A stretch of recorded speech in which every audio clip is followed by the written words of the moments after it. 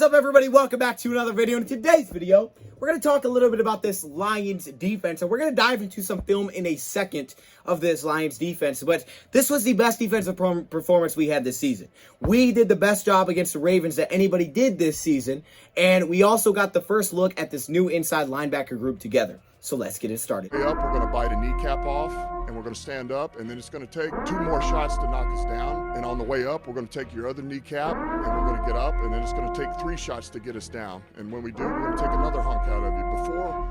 Before long, we're going to be the last one standing. Welcome, everybody, to the video. Glad you guys are here. And I do want to go through and share this defense because even though tomorrow we're moving on to the Chicago Bears, there is a lot to like from what the Lions defense did. There's also a lot of things to work on, communication errors, which we're going to show multiple examples in the film. Trust me, you're going to want to check it out because we're going to see guys like Derek Barnes and Jalen Baby making some huge impacts, and it's very impressive to see it come together. But at the same time, the Detroit Lions also showed us a lot of good things defensively and where this is going and where this can be going. They did a lot of things well statistically, but also on the film. And I thought I had to at least go through this because I can't literally walk through this week without talking about this defense performance, especially after the first 2 weeks, the leaps and bounds we've seen them take. Because week 1 against San Fran, awful first half. Second half, we gave up 10 points. One was a bomb on 3rd and long. Much better. Green Bay, rough first half. Second half, way better run defense. Baltimore, we came out and we did things that teams haven't done this year that not many teams have done in the past against Lamar Jackson and this rushing attack. I want to run through some statistics of what the Lions did against the Ravens defensively, and then we'll take a look at this film. So let's throw it up on the screen. So the Lions allowed 22 carries for 116 yards total.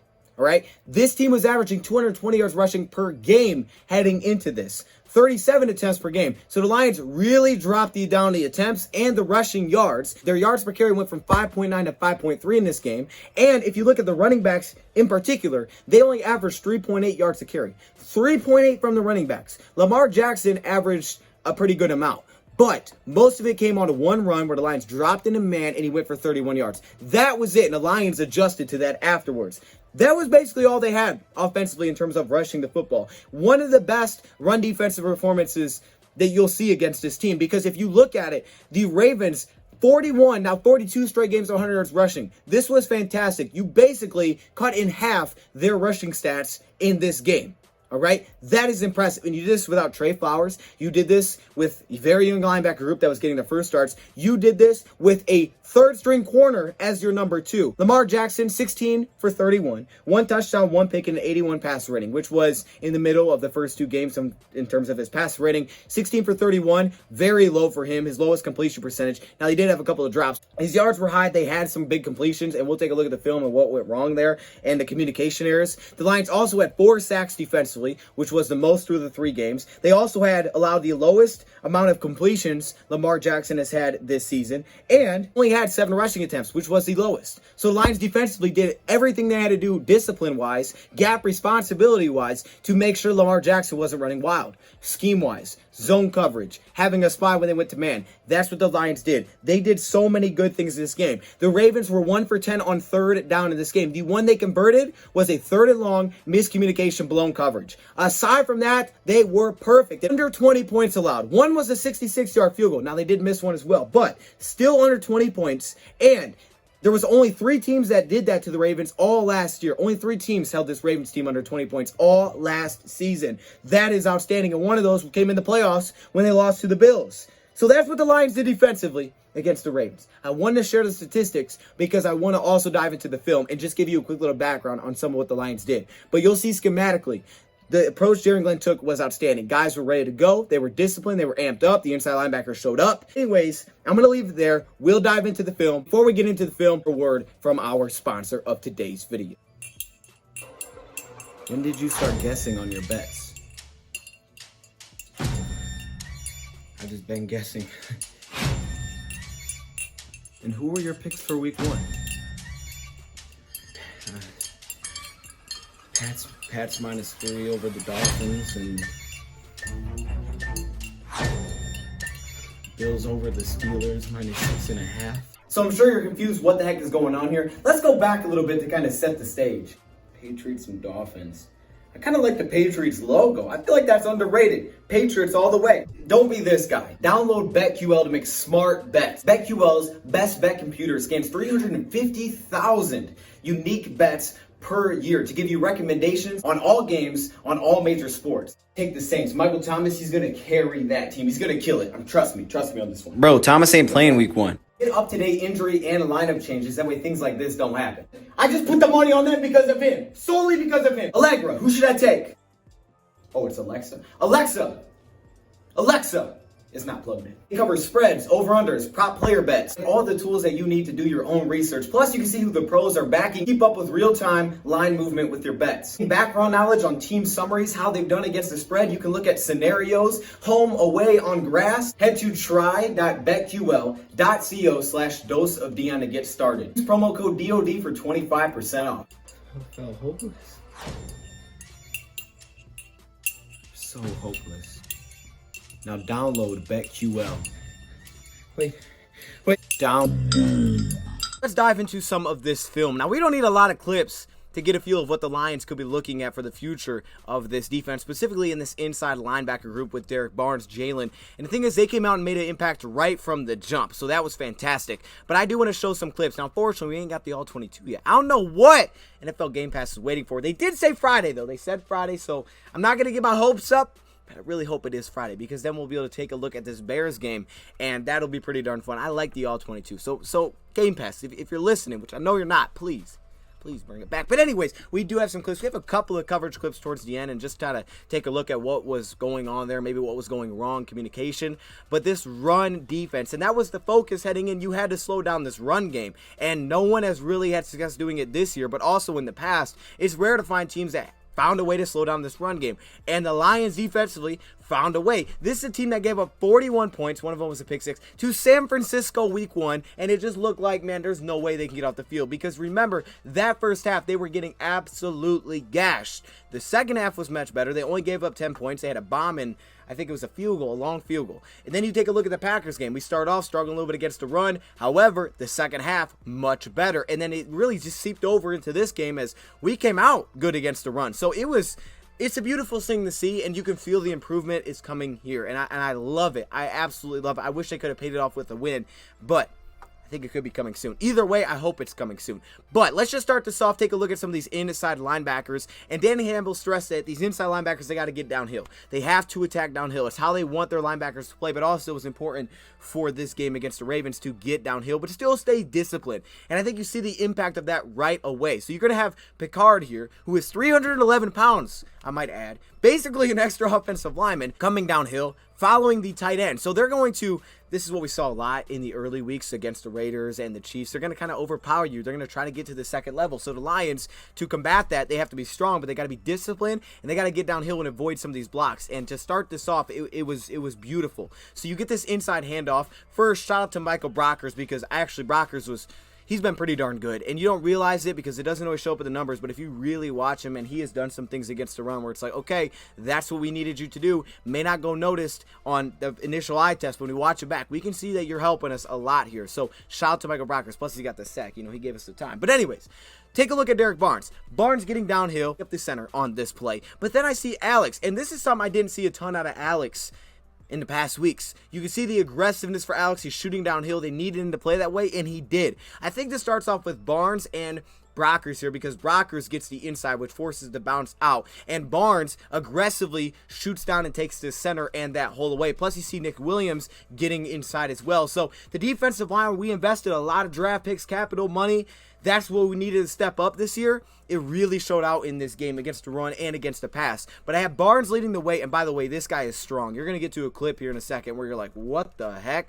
Wow. But then watch Alex shoot down, avoid the blocker. I love it. Low, good tackle, and hey, peep Will Harris jumping in the pile, helping us out a little bit. Is that a false start? I just noticed that. What are we doing? Is it? Hey, hold up. We got a false start. We got a false start here. I just need to take a look. That looks like a false start to me, but I guess it's not called. I don't know. Anyway, a 3rd and 2 situation. Now the Ravens, I mean, they're one of those teams that are most likely going to run the ball on 3rd and 2, right? So you have your 3 guys in the box here, but man, this is all about Jalen. It's all about the other linebacker. So Barnes helps us out a little first play, and man, he made an impact early. But then it's Jalen Reeves-Maybin one-on-one on an island. Now, I don't know if this was the strategy defensively was to take these pulling guards or centers or tackles, whoever it was, and just pick them up right away behind the backfield for the defensive ends or edge rushers. That way you had a clean linebacker group. That could have been the strategy. I don't know for sure. It may not have been because it looked like later Charles Harris didn't do that. So I'm not sure if that was the game plan or not. Regardless, it works here. So watch Romeo on the bottom, your defensive end. Okay, you're going to get this pulling left guard, and he's going to pick him up right away. Low, and he just picks him up, takes him out of the play. So instead of worrying about the handoff at all, he's just focused on taking this lead blocker, which makes me believe that this was purposely done. And what does it do? It leaves your two linebackers in the inside clean, pretty much, specifically Jalen Reeves-Maybin, and he's on an island. Now, there's only one way you can go here, all right? You got your cornerbacks in man coverage. You can see he's staring at the receiver. There's only one way you can go, and it's can you beat Jalen? And this is outstanding. In open space, Jalen Reeves-Maybin makes the play, all right? He's got speed, breaks down, gives us a tackle behind the line. Now, we're going to get a little bit more Michael Brockers action here just because why not? You know, why not? Just like the running back has two options here. He can dive ahead, center into guard, or he can bounce it outside. Well, Michael Brockers, it basically single-handedly forces him to bounce this outside. You see how he gets inside? He's low, and look at the positioning here. He is forcing this play basically single-handedly to bounce outside. Plus, you got Derek Barnes at the top who's avoiding some blockers, shooting down. I mean, these guys are playing downhill.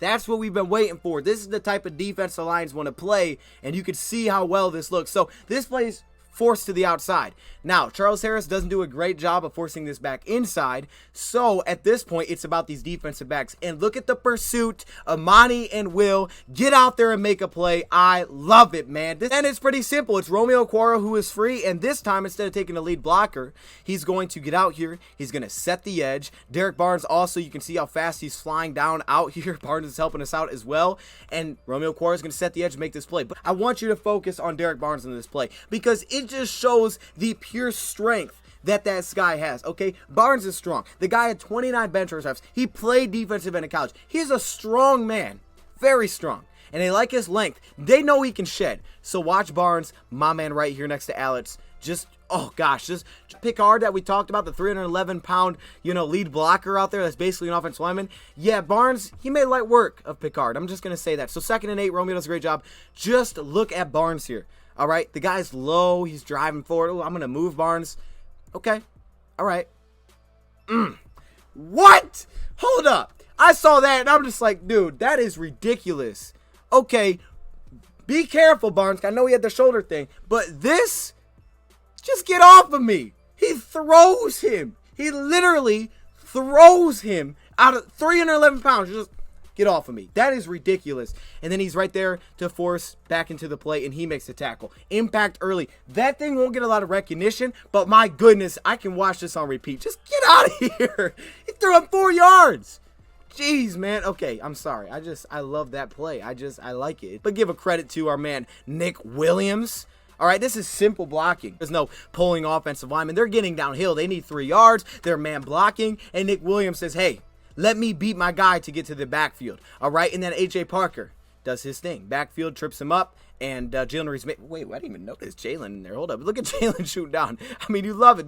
Just picking his way through the pile, helping us out, and we getting off the field. That wasn't perfect run defensively. Yeah, we gave up some things, but we ran through the numbers. It was pretty darn good, and I want to take a look at Derek Barnes again here, man. Just the block shed. He's just a very powerful man, all right? Look at the block shed here with the right guard at this level, and you talk about the ability to kind of wall off offensive linemen, but just use that length and that strength. And he's just going to shove this guard off of him. I mean, he just makes himself completely clean. I mean, Alex is locked in. Alex is not.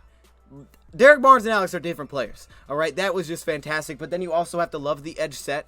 Out here, Romeo, look how well he sets this edge. See how much depth he gets? He forces Lamar Jackson to push this upside. And when you have a guy like Barnes that gets himself free, and you have defensive backs playing downhill and aggressive like ours were, that is what the results can be. So I just wanted to show some run defense. Now, let's talk about this coverage a little bit, because the coverage was not fantastic. It was solid. It just wasn't great. Where were our issues? Well, keep in mind, again, we were rolling with a 3rd cornerback as our number 2 cornerback. All right, it wasn't Iffy. It wasn't Okuda. It was my man Bobby Price. And Price wasn't perfect by any means, and you could just see the youth with a lot of this. We'll take a look at the linebackers to defensive backs communication as well, because that's something Campbell brought up.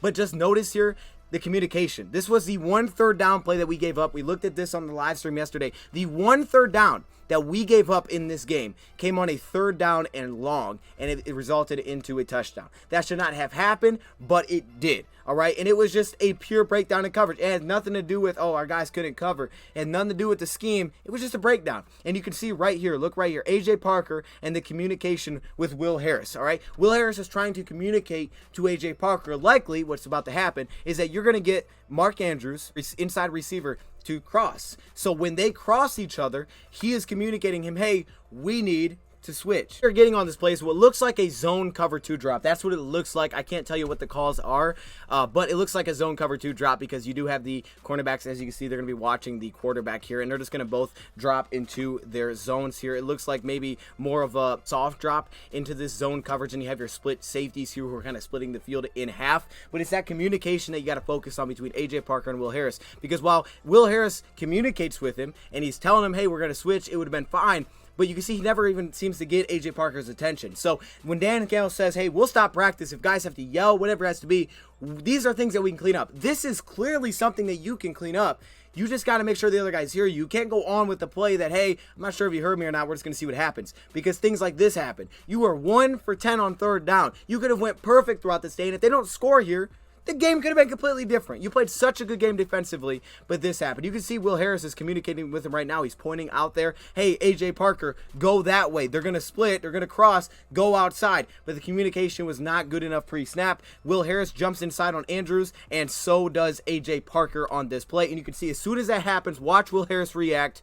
You can see him. He just puts his hands on his head like, we just both went to the same guy. And Amani, because he was in a cover 2 drop, not necessarily a cover 3 drop where he was automatically going to drop back once his man went underneath, he just ran backwards as soon as he saw Lamar throw the ball out there. So he's wide open in the corner, and I see the announcer. Oh, it was a dot. That wasn't a dot. No one was covered. How is that a dot? I could throw dots if that's it. I'm sorry.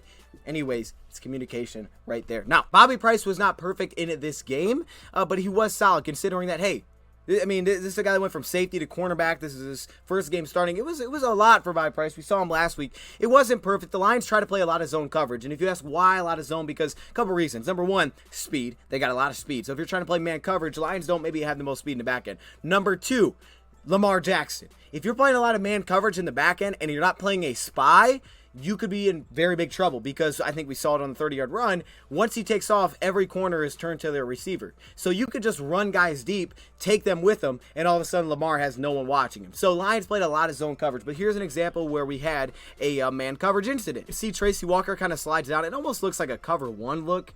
In a way, it almost looks like that. Tracy Walker taking the tight end, because as you'll see when I zoom out right here, you can see Tracy Walker is the guy that comes down on this to take away Mark Andrews, not the linebacker. So that's what it looks like. So you're getting man coverage here, and you can see he locks onto his receiver. He's not looking into the backfield. But look at this. It's just, man, he's new to the position, right? So you get situations like this, right? He gets crossed up a little bit. This is a very fast receiver to get man coverage, and there's only one safety back deep because it's cover 1. So because you're sliding the safety down to help against the run, he's going to take the tight end in this situation. You only have one safety deep who's covering the entire field, right? He's playing that center fielder position. That's way too much ground for one guy to cover, and that's what happens here. Gets him outside. Now he's got to flip and try to turn and run, and once you're behind like this against a guy like Brown who ran a 4.3 240, you're not catching him. It's simple as that. So yes, did he drop it? Yes, he did. You can see D. Marlowe's got a lot of ground to try to cover there. He did drop it, but like we talked about yesterday, it's not like the Lions didn't miss opportunities with the fumble and things like that. Teams miss opportunities, right? It happens. This play, I wanted to pause it here because to me this looks like a cover 3 drop from the defense. So I wanted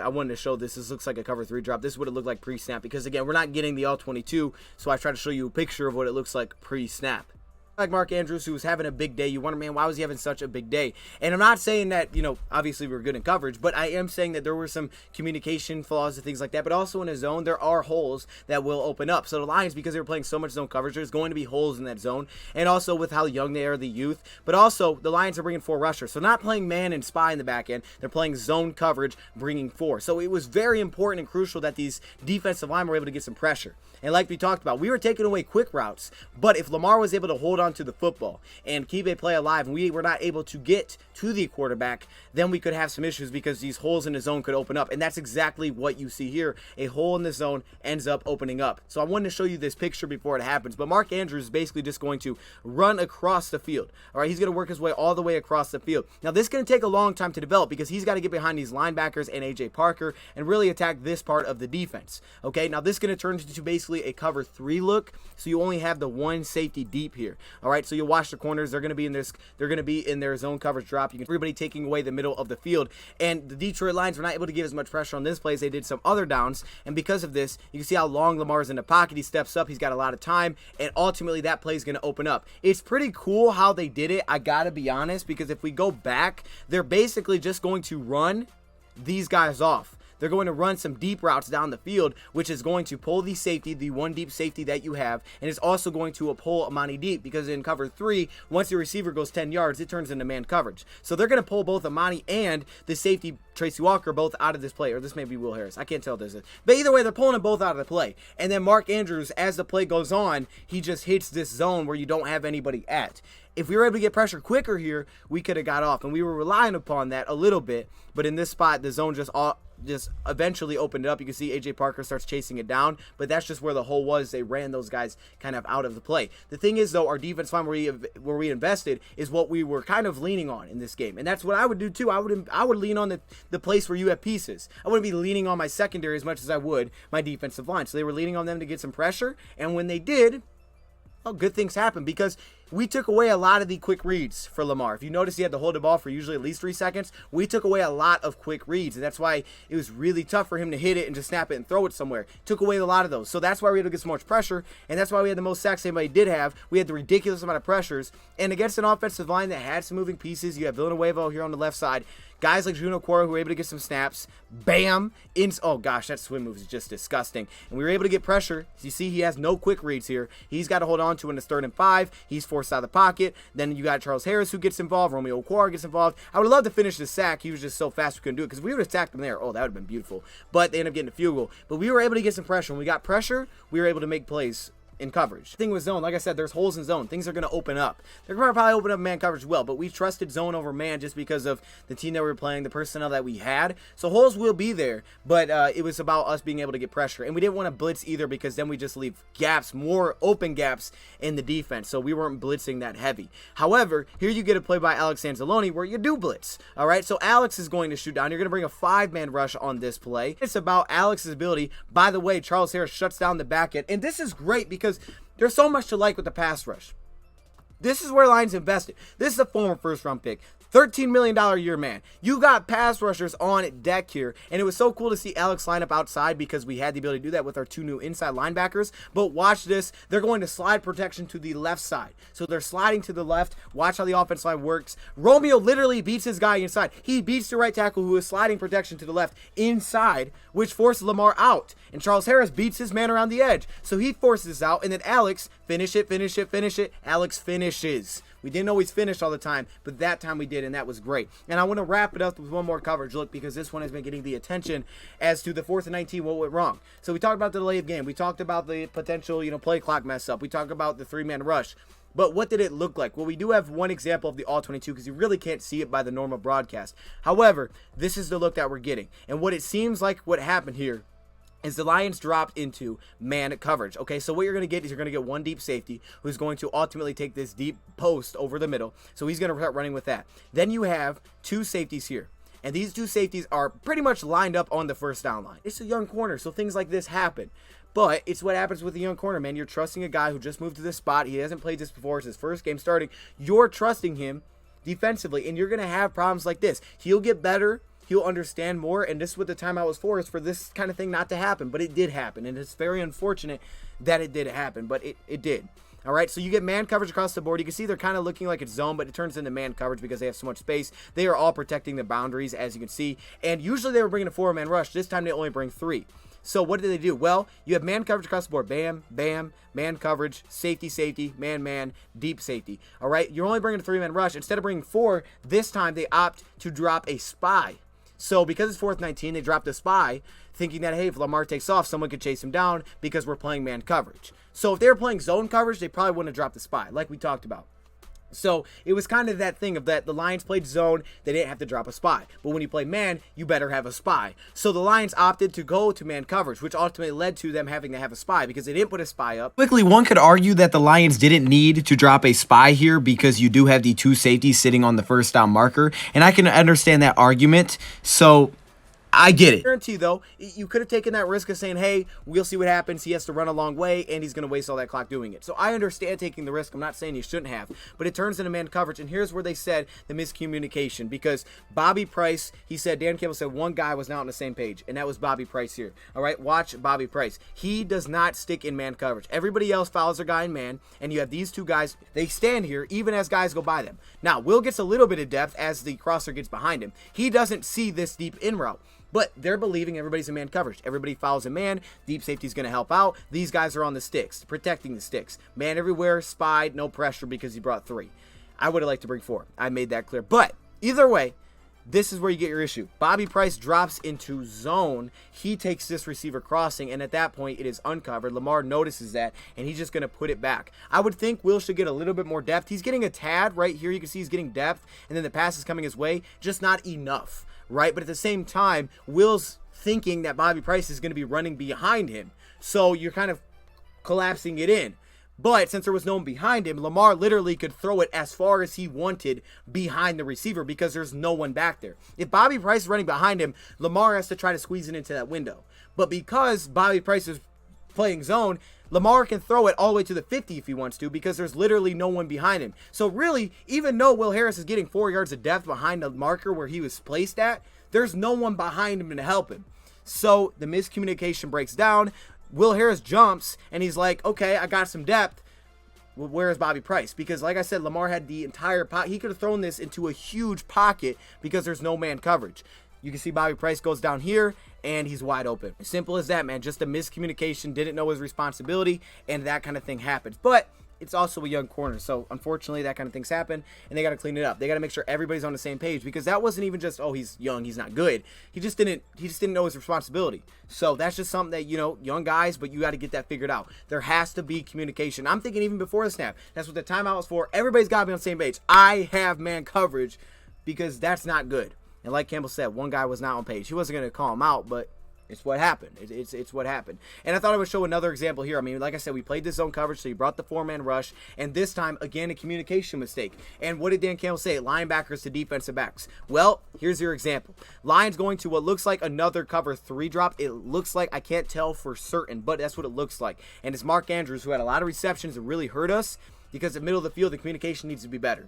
Dean Marlowe, watch him the entire time pre-snap. He's talking to these linebackers like, hey, communication. He's trying to tell them what to do. And it doesn't look like any of them are even listening to him. All right, and you can even see it right here. He's pointing, hey, take that. For 3 drop for Dean Marlowe here. He is the guy that's in charge of taking about this spot of the field, right? He's taking more of the flats here. So he's going to slide to the flat area. The cornerback is dropping deep into cover 3 zone because he's going beyond 10 yards. So he's taking the flats. At that point, he's communicating with linebackers, take it, Mark Andrews, right? He's backing up. You have to take the middle of the field. No one, their communication is bad. No one realizes it. No one drops. Probably could have been Barnes that would have dropped here because Jalen Maven is going to jump on this flat. Either way, no one drops back, and you have a wide open Mark Andrews. Because I think this defense is going in the right direction. That was a little bit of the Lions defense against the Ravens. We're going to dive into Bears week really next week. We also have Last Second Dose coming up on Thursday. That will be on our channel. All right, so that will be on my channel once again, and we're going to have a special guest. So you might want to tune in. I'm just saying. We may be dropping some clips